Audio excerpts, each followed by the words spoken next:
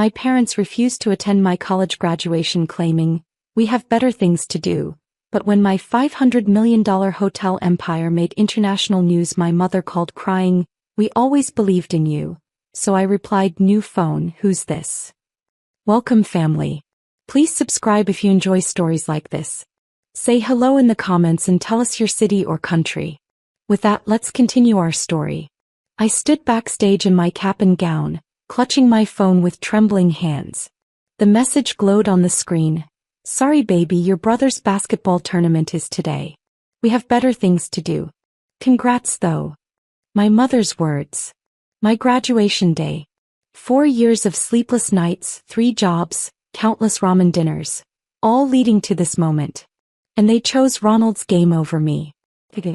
"Families of our graduates, please take your seats," the announcer's voice echoed through the auditorium. I peeked through the curtain, scanning the crowd. 2 empty seats in Section C, row 5. I'd sent them the tickets 3 months ago. Confirmed twice. My roommate, Karen, squeezed my shoulder. "Girl, I'm here. My mom is here. We're your family today." But it wasn't the same. I was the first in my family to graduate college. First to even finish high school without getting pregnant or dropping out. I'd defied every statistic, every lowered expectation. And they couldn't spare 4 hours. The ceremony blurred past. When they called my name, graduating summa cum laude with a degree in hospitality management, I walked across that stage alone. The applause felt hollow. That night, while my classmates celebrated with their families, I sat in my dorm room staring at my diploma. My phone buzzed. Ronald had won his game. My mother's Facebook was flooded with photos, her beaming face next to my brother. "So proud of my baby," the caption read. I screenshot everything. I didn't know why then. Maybe I needed proof that this pain was real. That I wasn't being dramatic, wasn't overreacting like they always said I was. Growing up, I learned early that love in our house was conditional and scarce. Ronald, 18 months younger than me, could do no wrong. He was charming, athletic, light-skinned like our mother. I was darker, quieter, bookish. "Why can't you be more like your brother?" became my mother's favorite question. My father, when he bothered to look up from his phone, would just grunt in agreement. I remember being 12, winning the citywide spelling bee. I rushed home, trophy in hand, bursting with pride. My mother was on the couch, painting her nails. "That's nice, baby. Ronald made varsity basketball tryouts as a freshman. Can you believe it? A freshman." She never asked to see my trophy. It sat in my closet for years until I threw it away. My sister, Lucille, 5 years older, was the family princess. Beautiful, married to a doctor, 2 perfect kids. She'd call my mother every day, talking for hours about nothing. When I'd call, I'd get, "I'm busy, what do you want?" Lucille and Ronald had a group chat I wasn't included in. Family dinners happened without invitations sent my way. "You're so independent," my mother would say, making my isolation sound like a compliment. "You don't need us like they do." But independence wasn't a choice. It was survival. I learned to cook at 8 because no one made me dinner. I learned to forge permission slips because no one attended parent-teacher conferences. I learned to be invisible because visibility brought criticism, never praise. By 15, I was working at a local diner, saving every penny. College became my escape plan, my only way out of being the family ghost. College was brutal.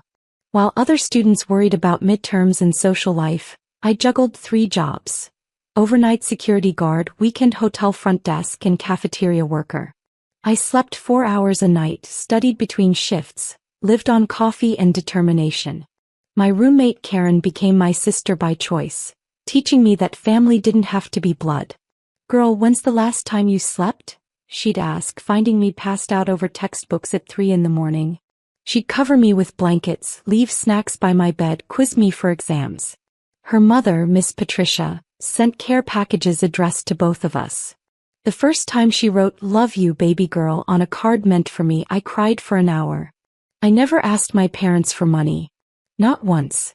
When my laptop died sophomore year, I worked double shifts for 2 months to replace it. When I couldn't afford the graduation fee, I sold plasma. I refused to give them another opportunity to say no, another chance to choose Ronald over me. My hospitality management professor, Dr. Richardson, saw something in me. You have a gift for understanding what people need before they ask, she said after I aced her toughest course. She connected me with internships at luxury hotels, wrote glowing recommendations, mentored me through applications. Your background isn't a weakness, she told me once. You understand both struggle and aspiration. That's rare. That's valuable. Spring of senior year, I landed an interview with the prestigious Continental Hotel Group. The position was competitive, assistant manager at their flagship property. 300 applicants. I got it. The day I received the offer letter, I called home, breathless with excitement. That's great, honey, my mother said, distracted. Listen, can I call you back? I'm helping Ronald pick out college dorms. He'd gotten into state school on a basketball scholarship. The Continental was everything. Grand marble lobbies, crystal chandeliers, guests who spent more on a weekend than I'd earned in a year. I absorbed everything. How luxury service worked, what made guests return where operations failed. I worked 16-hour days volunteering for every shift, every project.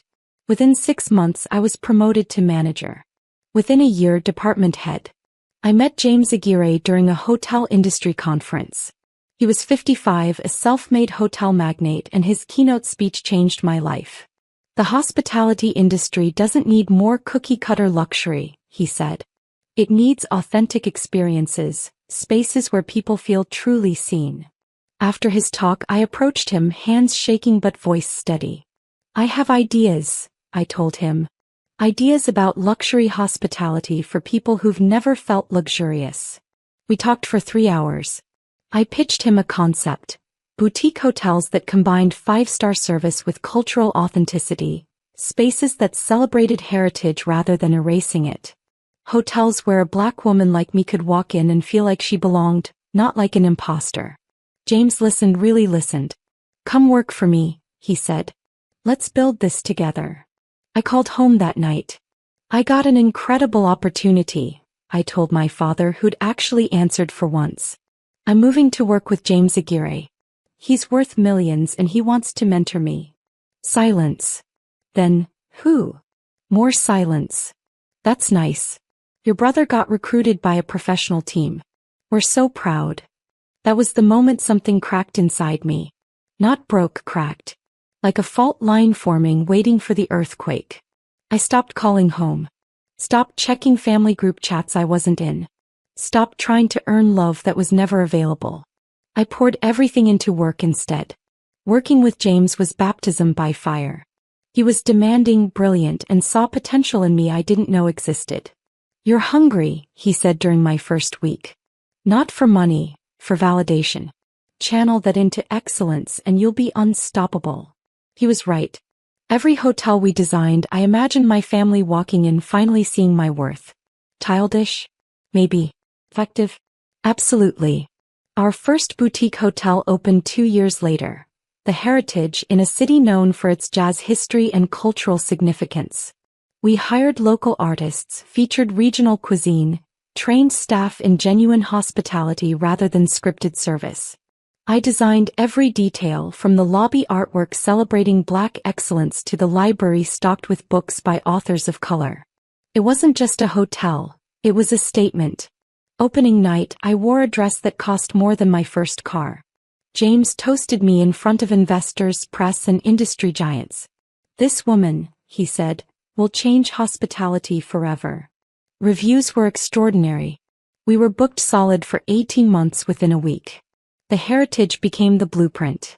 I sent my parents a newspaper article about the opening. They responded 3 days later.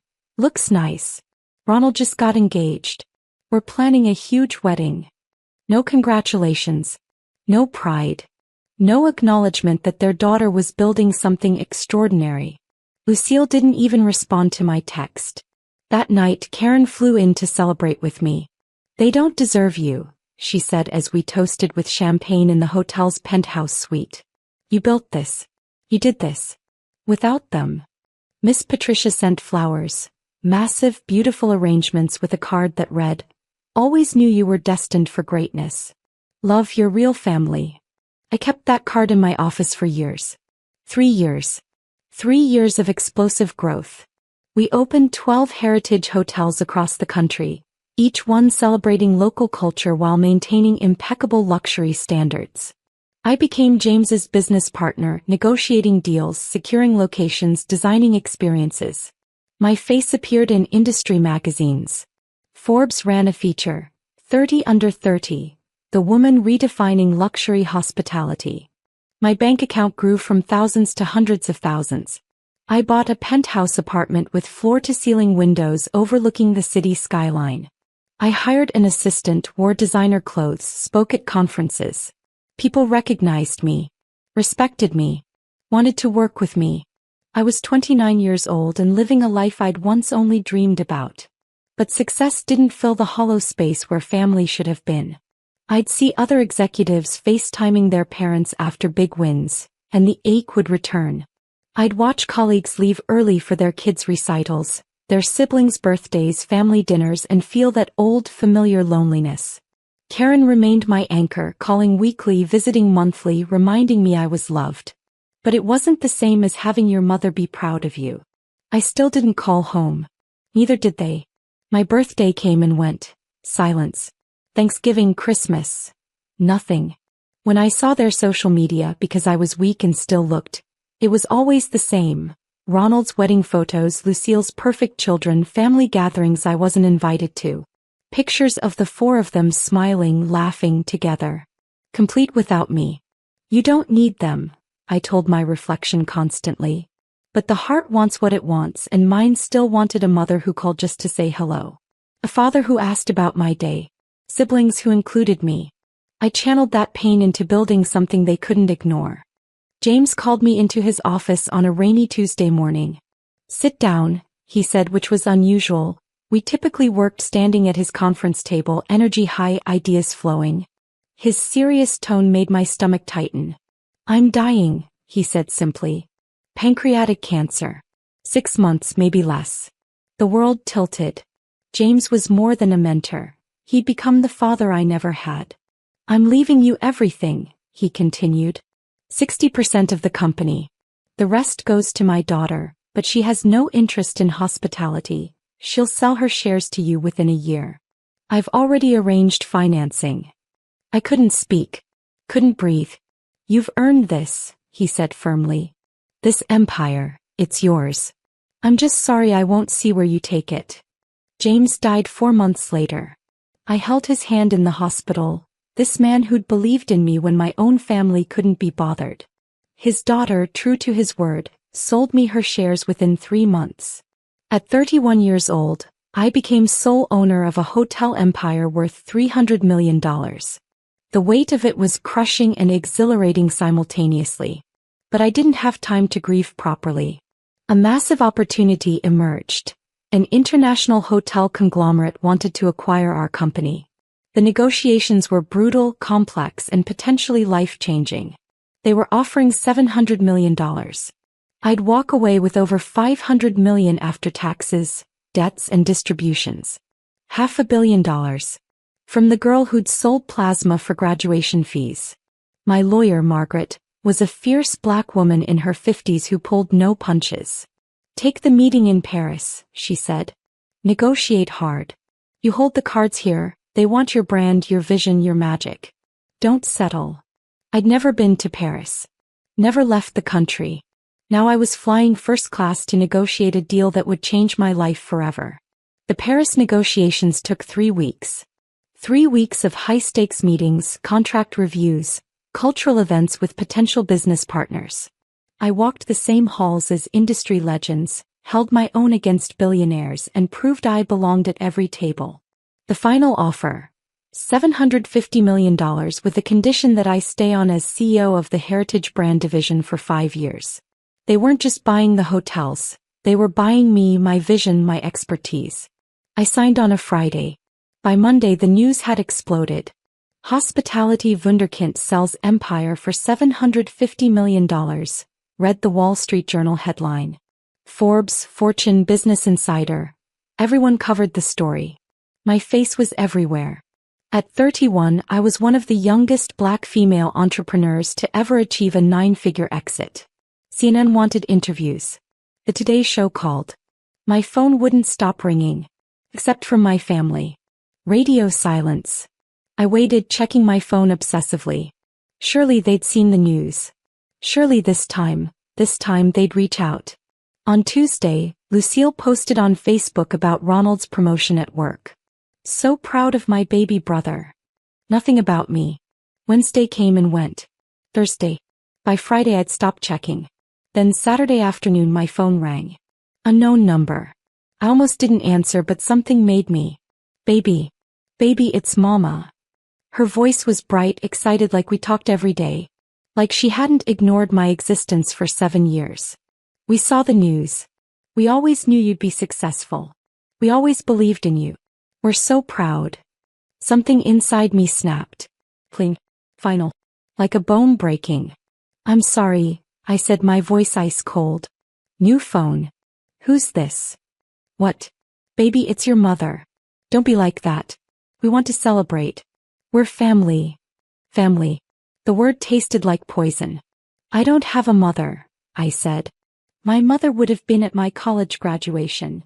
I hung up and blocked the number. My phone exploded.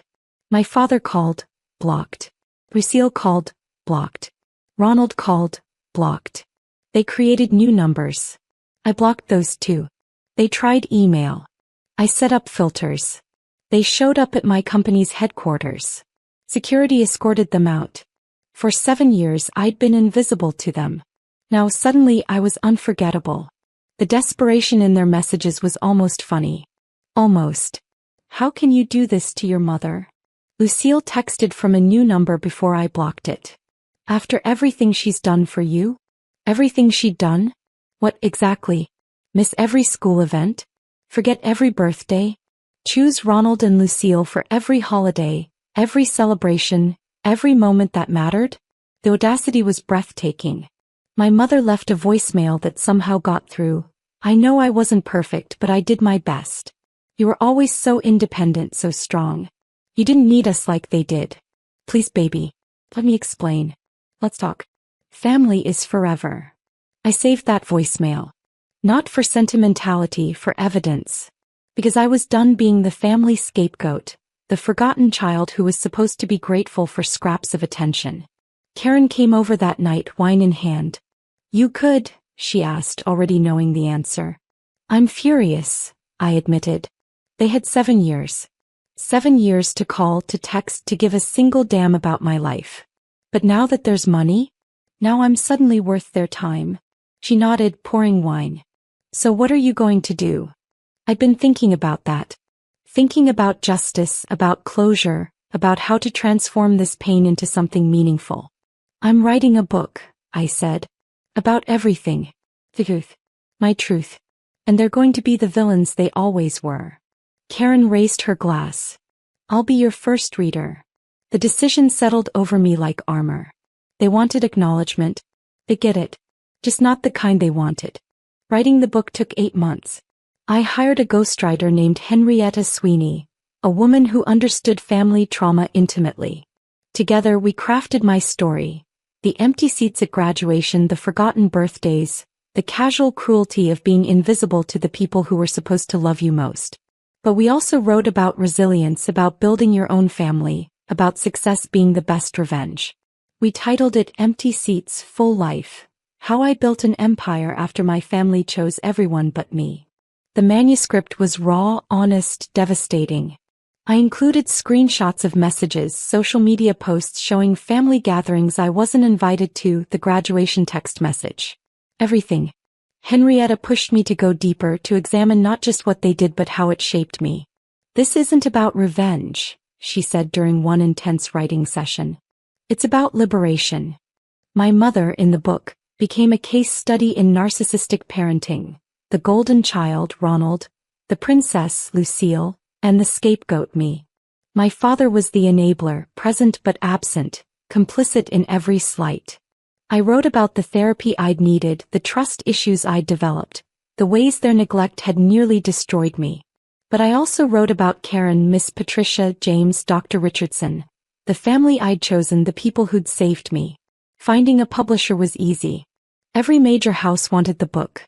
The combination of my business success and the dramatic family story was commercial gold. We went with a publisher known for tough, unflinching memoirs. The advance was $2 million. I donated every penny to a scholarship fund for first-generation college students from troubled families. The money didn't matter. The message did. Publication date was set for 9 months out. Pre-orders were strong. Early reviews from advance copies were extraordinary. A searing, necessary examination of family dysfunction and personal triumph, wrote Publishers Weekly. Unforgettable, said Kirkus. The marketing team planned a massive launch, book tour, interviews, podcast appearances. My family's betrayal was about to become public knowledge. And I felt nothing but peace. The book launched on a Tuesday in October. By Thursday it was #1 on the New York Times bestseller list. By Sunday it had gone viral. Social media exploded with people sharing their own stories of family rejection, of being the scapegoat, of conditional love and golden child dynamics. #EmptySeatsFullLife trended for days. I became the spokesperson for forgotten children everywhere. My family found out when readers started recognizing them. Someone connected the dots. My last name, my mother's Facebook, Ronald's public profile. Reddit threads appeared.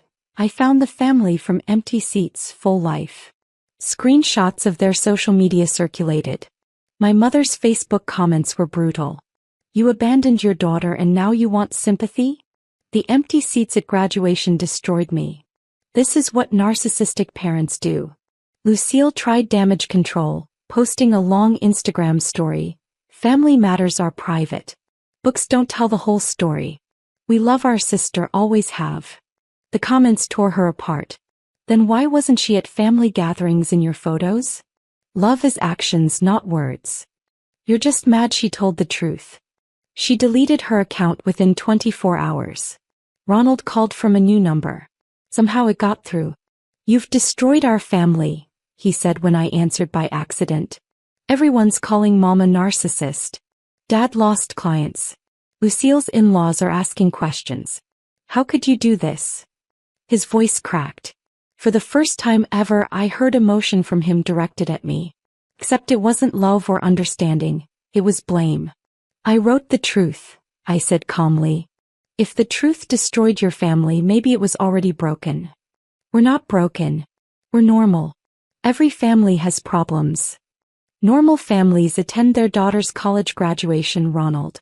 Normal families don't erase a child for 7 years then call when money appears. He hung up. I blocked the number. That night on The Late Show I told my story to millions. The host asked, "Any regrets?" I smiled. Only that I didn't write it sooner. 6 months after publication the book had sold 3 million copies. It sparked a cultural conversation about family dysfunction, generational trauma, and the pressure to forgive toxic relatives simply because they're blood. I'd appeared on every major media platform, given a TED Talk about building chosen families, and started a foundation supporting young people escaping family trauma. My mother tried one last time to reach me. She sent a letter to my publisher. Somehow it reached me. 10 pages, handwritten, her familiar looping cursive. I almost threw it away. Instead, I read it with my therapist present. I never meant to hurt you, it began. I didn't realize how it looked, how it felt. Ronald and Lucille needed more attention. You were always so capable, so independent. I thought you understood. I thought you were fine. I'm your mother. I carried you. Doesn't that mean anything? I read it twice. Then I laughed. A bitter, hollow sound. She still doesn't get it, I told Dr. Easton. She's making it about her again. Her intentions, her perspective, her hurt. Dr. Easton nodded. What do you need from this? I thought about it. About the little girl waiting for parents who never came. About the teenager raising herself. About the woman who'd built an empire from nothing while they cheered for everyone else. I need to be done, I said. I wrote one final response. Not to her. I mailed it to her address, to all their addresses. A single sentence on expensive cardstock. The people who love you show up. You never did. We're done. I included a copy of my book, each one personalized. In my mother's copy, I highlighted every page that mentioned her. In my father's, the chapters about his silence. In Lucille's and Ronald's, the sections about their complicity. The title page inscriptions were identical. This is who you were. This is what you did. This is why I'm gone. I mailed them on a Friday. By Monday, I'd changed my phone number, moved to a new penthouse, hired additional security. I was 33 years old, worth over $400 million after investments, and I was finally, completely free. 5 years later, I stood in the ballroom of my latest hotel, the Phoenix, named for rising from ashes. We were celebrating our 50th property worldwide. The room was filled with people who mattered. Karen, now my company's chief culture officer, her children calling me Auntie. Miss Patricia, elderly but present, beaming with pride. Dr. Richardson, retired but radiant. Margaret, my lawyer and friend. Henrietta Sweeney, who'd helped me tell my truth. The team I'd built, the family I'd chosen. Speech, someone called. I stepped to the microphone, looking at these faces that had shown up consistently, lovingly for years. When I was 22, I graduated college alone. 2 empty seats where my parents should have been. I thought that meant I was unlovable. Forgettable. Less than. I paused, emotion rising. But those empty seats taught me the most important lesson of my life. Family isn't who you're born to. It's who shows up. The room erupted in applause. Karen was crying.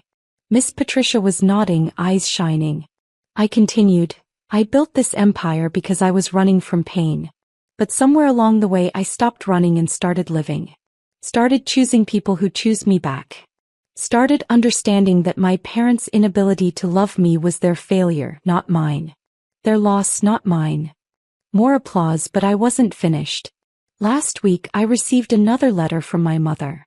The 20th one since the book published. I didn't open it. I threw it away.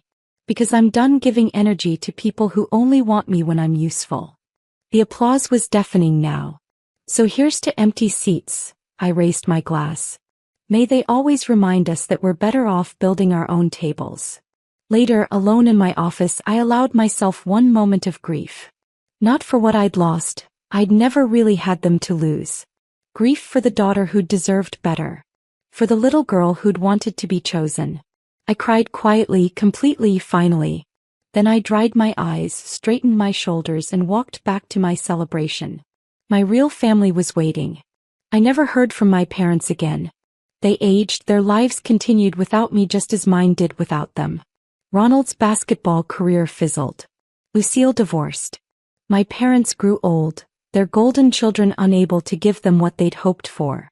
Sometimes people ask if I regret cutting them off. I don't. Regret would imply I'd lost something valuable. I didn't lose family. I found it. The real kind. The kind that shows up. If this story resonated with you, remember, you are not obligated to maintain relationships that harm you. Blood doesn't obligate you to accept crumbs of affection. Build your own table.